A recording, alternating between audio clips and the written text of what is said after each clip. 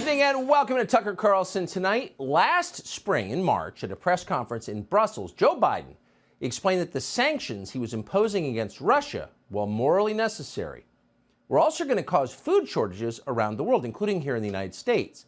It's going to be real, he said. Now, Biden said this in a very odd way. There was no hint or panic, emotions you'd expect from a leader predicting the deaths of human beings from starvation. None of that. Instead, there was pure nonchalant casualness. Biden could have been describing the weather or a trip to the dry cleaners. It's going to be real. Then, Biden continued, recounting a conversation he'd had with European allies. He told us all about it. When he met with the group, Biden said, they spoke about, quote, how we could increase and disseminate more rapidly food shortages. That's what Joe Biden said, verbatim. It's on tape. So here you have the president of the United States pledging to increase food shortages at a press conference. Now, that seemed like a newsworthy event, but not a single news organization in this country seemed to notice it happened, nor did the White House correct it. But others were watching, so within days, that clip wound up on social media, and Facebook flagged it immediately as, quote, false news. Now, strictly speaking, that's untrue. There's nothing false about the video. It was entirely real. No one can test that. But apparently, Facebook users were supposed to understand that Joe Biden is senile, and therefore he's not accountable for his own words.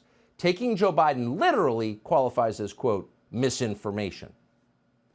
Now, we'll leave that whole episode for you to assess. We can't know what Joe Biden was thinking, if anything, when he uttered those words in Brussels. We can only tell you what happened afterward.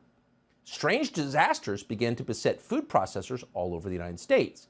In April, the next month, the headquarters of one of this country's largest organic food distributors was destroyed in a fire, cause unknown. The next month, in a single week actually, 2 separate private plane crashes took out 2 separate food processing centers. One plane hit a General Mills plant in Georgia. The other plane hit a food plant in Idaho. By the way, back in February, a boiler explosion obliterated a potato processing plant in Oregon, and so on. So even people who aren't given to connecting the dots, who don't think of themselves as conspiracy nuts, began to wonder, is there something here? But no one could tell. The Biden administration had no answers and no way to get to the answers because they had no data. And that's interesting because the Biden administration tracks a lot of things, the things that it cares about, the race and ethnicity and sex life, for example, of every person in America. Do we have enough trans-Pacific Islanders playing woodwinds in major symphonies? How about gay Southeast Asians in long-haul trucking? These are the questions that concern the bean counters in the Biden administration. And yet at the same time, that same administration keeps no real records about the infrastructure of our food supply. Apparently that has never occurred to them. So honestly, we can't really know one way or the other because we don't have a baseline whether something strange is going on with food suppliers. But some days you do wonder. On Saturday, an enormous commercial egg farm in central Connecticut burned to the ground for no obvious reason. Huge fire. At least 20 fire departments responded, fought the blaze for over 8 hours. More than 100,000 chickens died.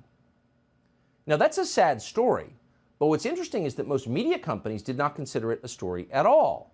Weird, considering egg prices have become an actual problem for most Americans. Egg prices are up more than 100% in many places. And yet, at that exact moment, when eggs are a concern, 100,000 chickens die in a freak fire, and the New York Times, which is right next door in a neighboring state, does not even cover the fire? What is that? Don't worry. Things like this have nothing to do with egg prices, say the media. It's just avian flu. Watch. Egg consumption has grown over the years as many people are eating them as their main protein source. But the production has slumped because of the ongoing bird or avian flu epidemic. Over the last year, the USDA says nearly 58 million birds have been infected in the U.S., making it the deadliest outbreak in U.S. history. Unfortunately, the infected birds have to be killed, causing the egg supplies to fall and prices to surge. In some cases, stores are running out and limiting the amount people can buy. We bought eggs earlier this week here at Fry's in Levine. We paid $8.99 for a dozen eggs. So if you ask the Agriculture Department, for example, or anyone in the Biden administration, to the extent they're paying attention, which is not much, they'll tell you that egg prices are high because avian flu, and that's a completely natural virus just like COVID. The price have nothing to do with chicken farms burning down. Again, not that anyone in the government tracks that kind of thing. Why would they? Because nothing like that could ever happen. Settle down, QAnon! And a lot of people, particularly the national news media, people who could not identify a chicken if it didn't come with dipping sauce, are satisfied with that explanation. But we noticed that some farmers who deal with chickens every day are not convinced. Some chicken farmers have noticed something odd. Their chickens aren't laying eggs or as many eggs. And these chickens don't appear sick with avian flu. They're not dying, they're still alive. They're just not producing eggs. Now, healthy hens lay eggs on a regular basis every 24 to 26 hours. But suddenly, chicken owners all over the country, not all of them, but a lot of them, are reporting they're not getting any eggs or as many. So what's causing that? Clearly something's causing that. Some have concluded their chicken feed may be responsible. Watch. Is the commercial feed the reason so many people's chickens have not been laying at all? This is a question that I am asking myself, and I have seen all over TikTok, Facebook, everywhere. I'm talking about chickens, tons of people who are having no eggs for 6-7 months. Like, this is not normal. I have at least 60 hens that should be laying. I have a flock of roughly 100, and I was getting 2 to 3 eggs in the summer, all summer long. I genuinely think it's the feed, especially after seeing so many people have the same problem, switching to a local feed and it fixing itself. Really quick. So why'd we just put that clip on TV? Because that chicken owner speaks for all chicken owners? Because she's the world's greatest expert on avian questions? Probably not. But because the people who should be keeping track of what's going on are clearly not keeping track of what's going on because they just don't care.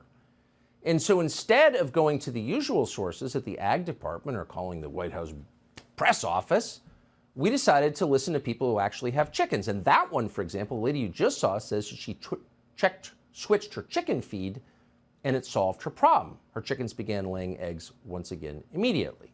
Now, the specific brand of feed referenced in that video is called Producer's Pride. It's made by Purina. Most chicken feed brands are made by Purina. Purina also makes Producer's Pride, that's the cattle feed, recently subject to a recall after regulators linked that product to a series of unexplained cattle deaths. It was removed from shelves because there was a good chance you shouldn't be feeding it to livestock. Could that be happening again? Now, we don't know, but we should tell you, because again, no one else seems to be keeping track of this, that it's not just Producer's Pride that some chicken owners are worried about. Some have concerns about several other chicken feed brands made by Purina. So we reached out to the company today, because again, we're agnostic on this, but we figured we would do a little poking. And they said they've looked into it too, and their feed is not the problem. And that may absolutely be true. We don't know. What we did notice, though, was that that explanation was more than enough for most media companies, trained as they are to accept corporate press releases as the final word on any given topic. Well, they said it's not a problem, so it's not a problem. We don't think that's the last word. Again, we can't tell you for certain either way.